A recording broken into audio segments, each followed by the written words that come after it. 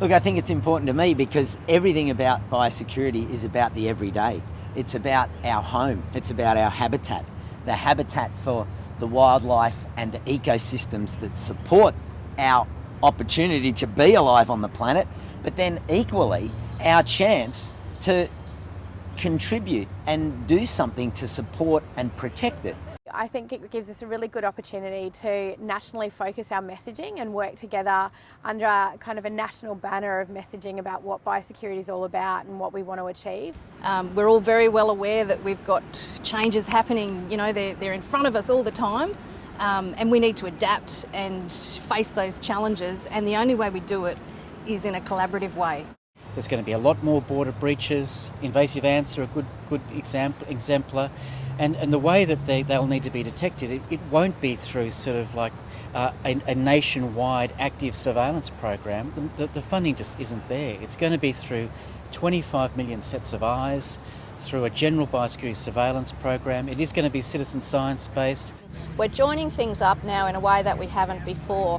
And the other important thing is we're recognising that Indigenous people have been here for so long, and they're already doing that, you know. They already see that connection with the land and that kind of comprehensive approach, not a kind of siloed, segmented approach. So I'm hoping that by 2030 we'll have a much more joined up conversation and everybody will understand their role in biosecurity. We're all in this together. Sure are. It's recognising the power of people and what we can do as a collective, not just in agriculture, but across environment, aquatics, weeds, plants, what we can do to make a difference to our biosecurity system. So it's ready and fit for 2030. Australia has a world-class biosecurity system, but our system is still built on old technologies and analogue systems. And what I see as the opportunity and the challenge is that we build in new technologies and digital processing to massively improve the national biosecurity system. I'm hoping it'll shine a spotlight on how critical biosecurity is for the environment, for primary industries, for Australian society. And I'm hoping that it will really help people actually come together and collaborate around biosecurity conversations. We've all got to take this seriously.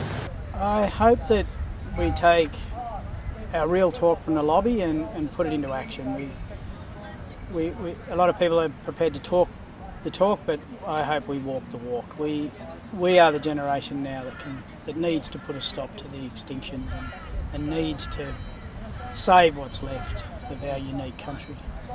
Let's give them support and make sure the decade of biosecurity continues for 30 years like the decade of Landcare has. Everyone can be an active participant and contribute to making sure we've got really good biosecurity, which means we can enjoy the things we love. By working together, we're going to keep what we value in Australia, the beautiful landscapes and nature, our thriving businesses and our great way of life. Costa, I think it's really important that the leaders across the biosecurity community show commitment to the decade of biosecurity, because that is where we will get everyone on board. The decade of biosecurity will have its maximum impact if everyone is on board.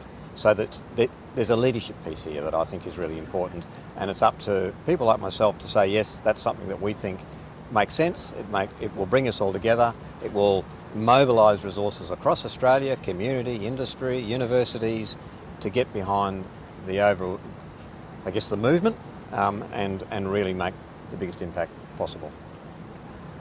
All aboard the collective.